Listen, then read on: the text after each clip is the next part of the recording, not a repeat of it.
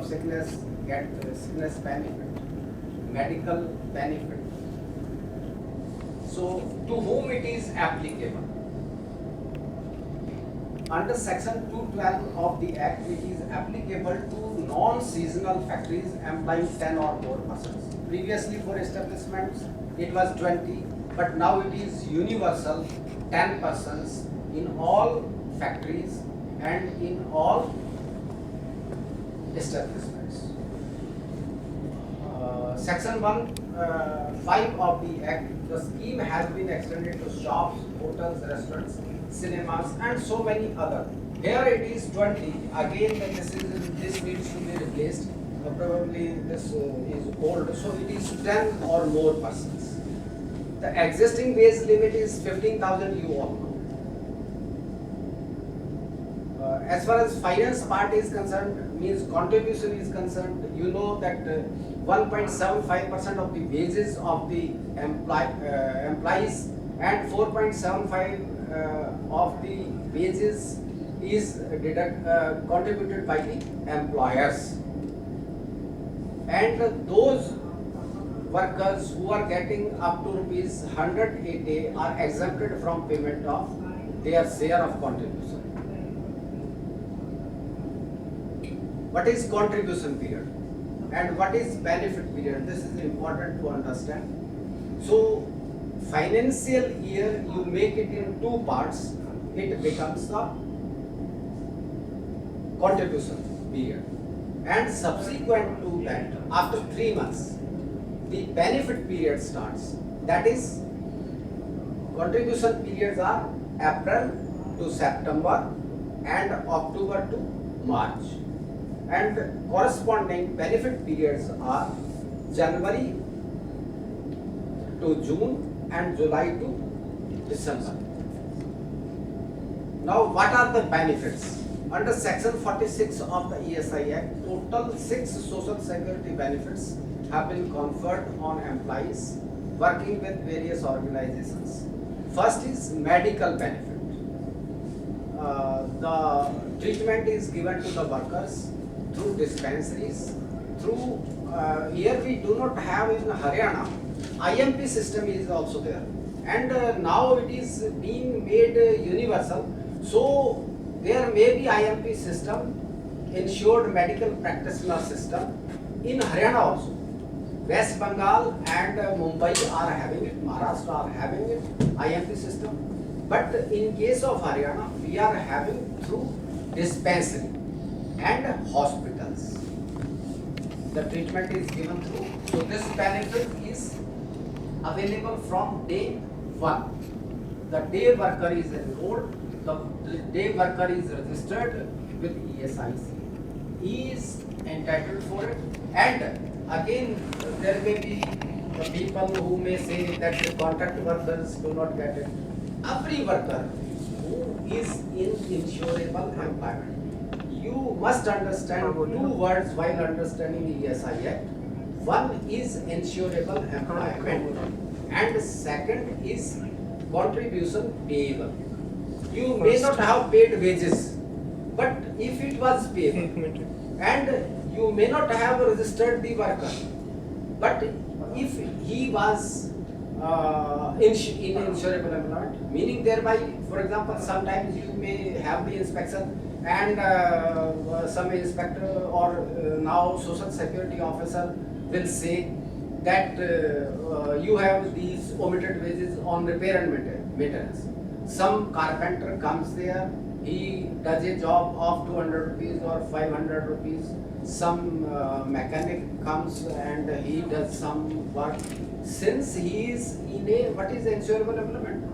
If a person is working in a covered factory or covered establishment, he is in insurable employment. So we must be clear about this fact that he is entitled to those benefits. If something happens during that period in the insurable employment, he is entitled to the benefits. Now, sickness benefit.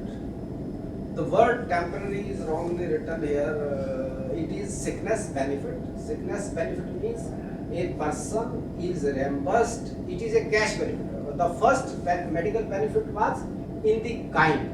You get medicines, you get operated, you get other medical services.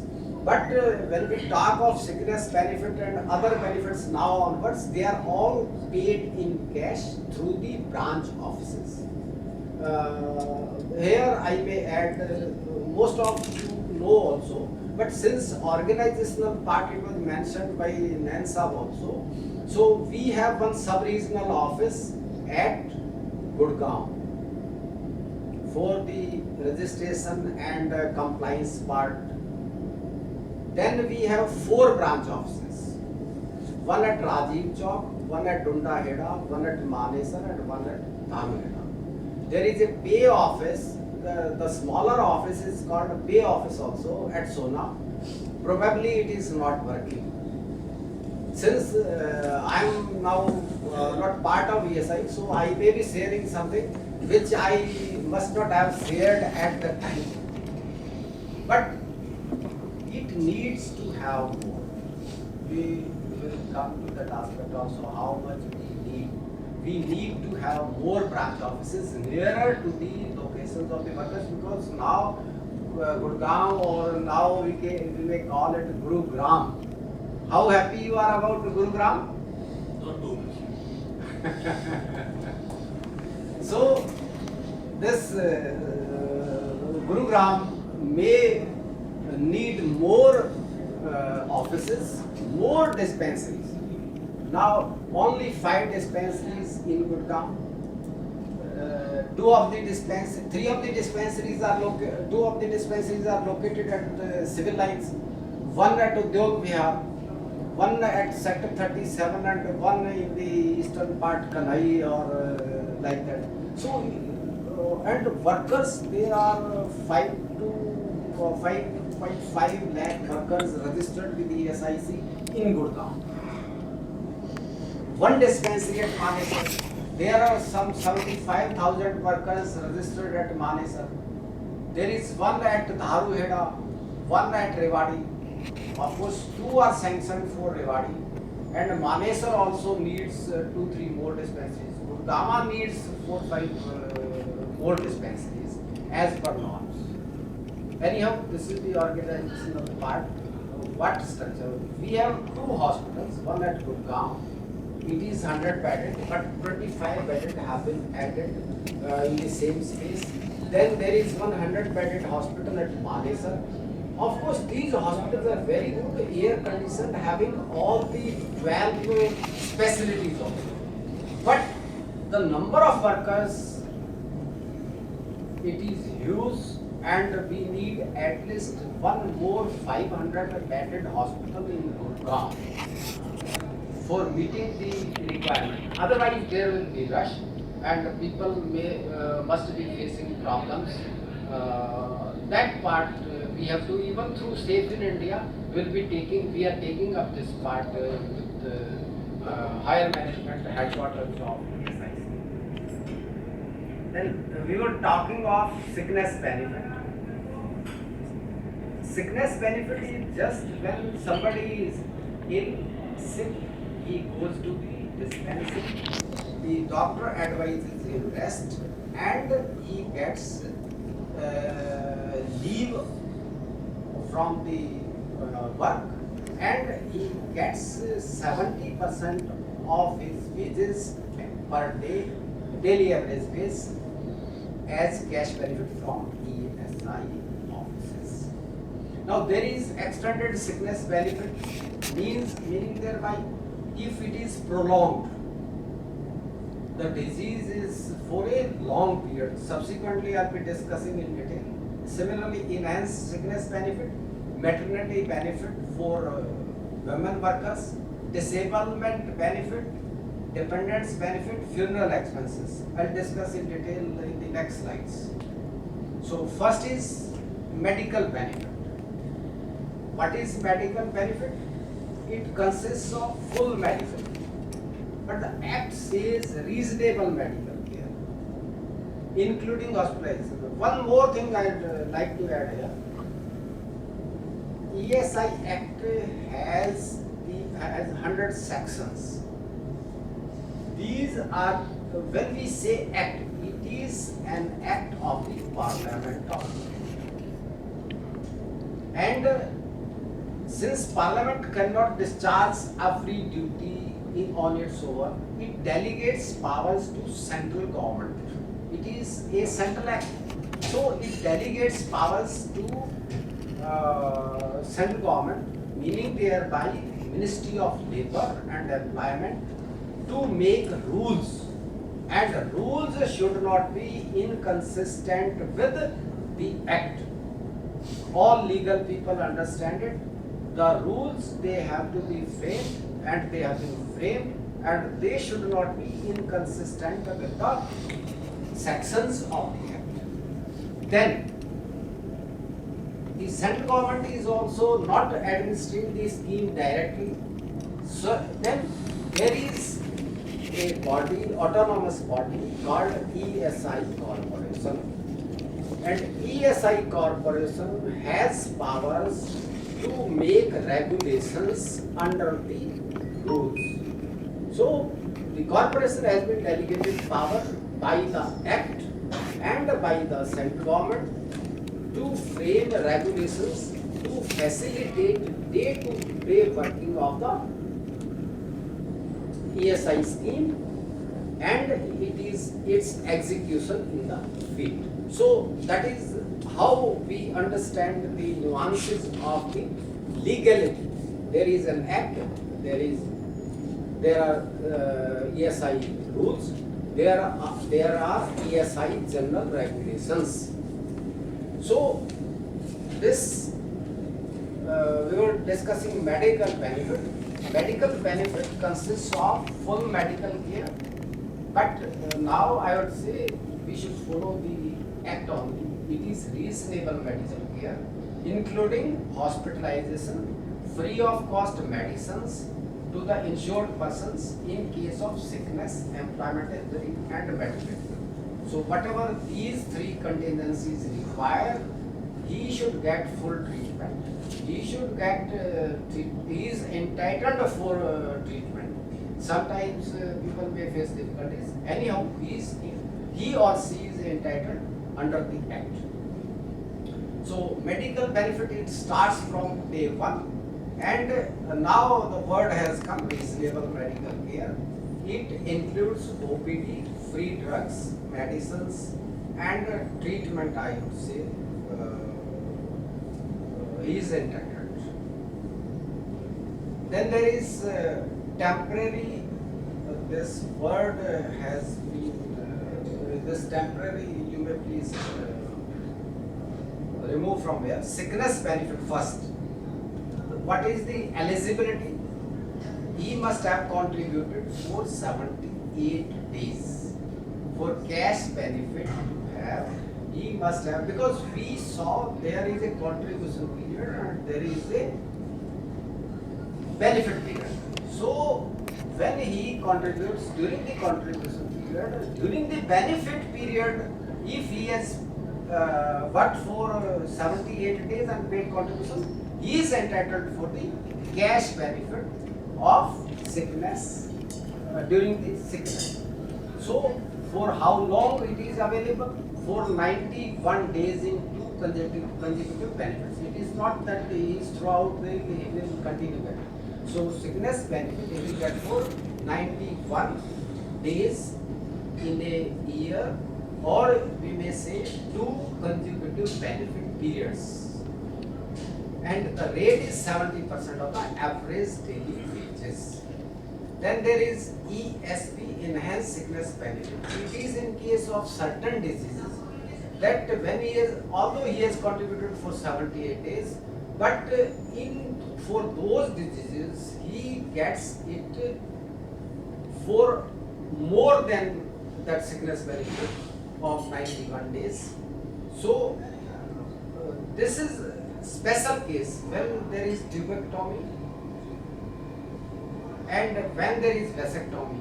For 14 days for tuberculosis, the ladies will get, the insured women will get, and 7 days for vasectomy, extendable in medical service. If there is some illness or some arising out of that, it may be extended. So then it is 100% of the average daily basis. Extended sickness benefit. This is for 34 diseases that are listed in the Act. For those, in the first instance, it is for 124 days during a period of 2 years. Duration of days, how many days he can get. So that is 124 days, and the rate is 80% of the average daily basis.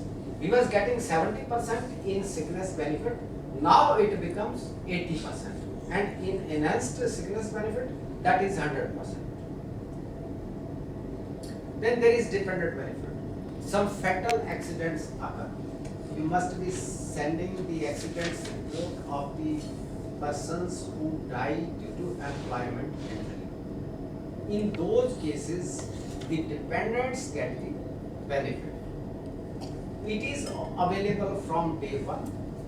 If the worker is registered today and after going or during the work itself, comes some injury, so his dependents or her dependents would get this benefit.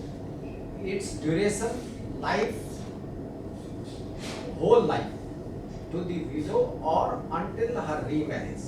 To dependent children till the age of 25 years. Here it is minority age is not 18 years, it is 25 years. To the dependent and also to the dependent parents. If he has, during his nomination, he has nominated only his parents, he is not married or like that, then the parents will get this benefit. So the rate is 90% of the average daily basis. Then maternity benefit. The benefit is payable in cash to an insured woman for confinement, miscarriage or sickness arising out of pregnancy, confinement or premature birth of child. For confinement period, payment of contribution of 70 days in two preceding, the contribution eligibility is she must have contributed for 70 days during preceding two contribution periods. Even in 1 year, she must have contributed for 70 days. Then what she will get? 84 days, that is 12 weeks, and rate is 100%.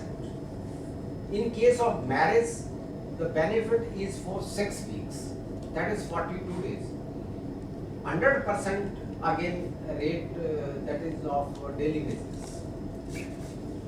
These benefits are extendable for further 1 month on medical advice in case the sickness arises out of miscarriage or out of maternity. Somewhere else we may be discussing, however, I may also tell those insured women or the wives of the insured persons,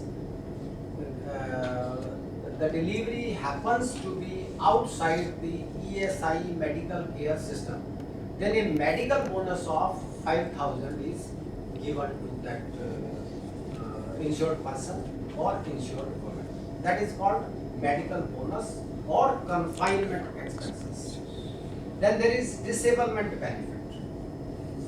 Disablement benefit is payable to an employee who suffers injury, permanent residual disablement during the course of working hours of employment, which is commonly called as employment injury or occupational disease. Sometimes people suffer injury due to accident, but it may also happen that one contracts occupational disease. For example, chemical industries, the lungs may be affected permanently. He may develop some disease which is due to that occupation. And again, there is slate industry. That silica deposits in the lungs, and it is called an occupational disease. How it came? Due to his occupation. So in those cases, it is again disablement benefit. We include two categories: accident as well as this occupational disease. So if it is temporary, when it is temporary disablement benefit, TDB, temporary disablement benefit is till he recovers or till he heals from that disease, till the completion of the treatment of that insured person, he gets temporary disablement benefit in cash again. So it is also, his eligibility is from day one, and he gets, there is no restriction here as long as he is not treated fully or as long as temporary disablement continues, he will get that at a rate of 90% of the average daily wages. Then there is PDB or permanent disablement benefit. This is also available from day one. If any such accident, I told you while discussing previous slide that if any accident happens on the first day itself and he loses some earning capacity, the percentage as determined by the medical board, he will get throughout the life. So the rate is 90% of average daily wages, and this is admissible. Normally people say pension as they get it throughout their life. For example, some hand is lost by some worker, so some 50% of his daily wages he will get as pension throughout the whole life. Then there are some other benefits. Funeral expenses, rupees 10,000 in case of any death of an IP. It is paid to the nearest kins of the whosoever incurs that expenditure. It is paid to the dependents or anybody who performs that ceremony. Then there is a provision for vocational rehabilitation also. If somebody loses his hand and he gets, there are two things. One is training or retraining for that person so that he can shift to some other occupation, some other vocation. One is that his limbs, as you know, Jaipur foot is very popular. People go and get artificial limbs there. So whole expenditure borne for that, and the time he spends for getting that rehabilitation, for implanting that Jaipur foot or some other such thing that enables him to work for a longer period. So and he sustains his life on his own. So that expenditure, and for those artificial limbs as well as you know for specs also, it is reimbursed, and even specs are provided through some dispensaries.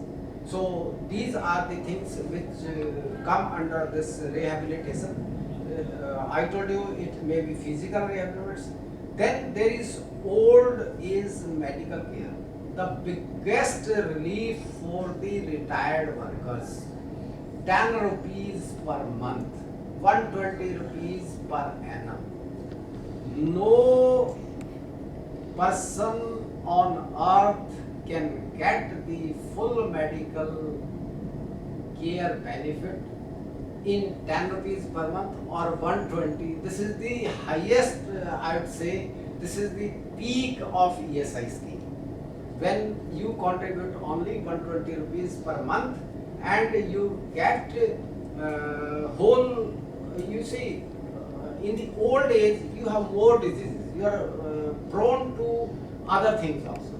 So this is the biggest benefit, I would say, for the retired people who have retired as insured persons. Then there is one Rajiv Gandhi Shramik Kalyan Yojana, the scheme of unemployment allowance. It was introduced in April 2005.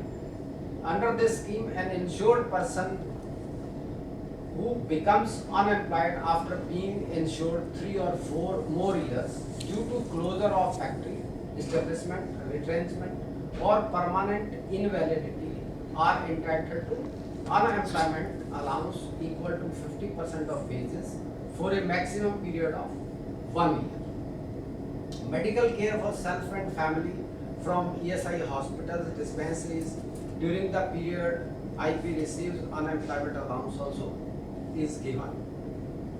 So vocational training also, if somebody goes for a training to have some other sort of occupation, the fees paid to the training center and the period he stays there, he will get an allowance of 123 per day or and the fee charged by that institution. And there is a clause, if their rate is more than 123, he will get the higher one. However, benefits cannot be combined. We cannot combine sickness benefit with the disablement benefit or maternity benefit, meaning thereby one benefit is admissible at one point of time. So this was about benefit. If you want to have some 5 minutes to digest it, we may, or if you want to continue, we continue. Are you okay? Yes, sir.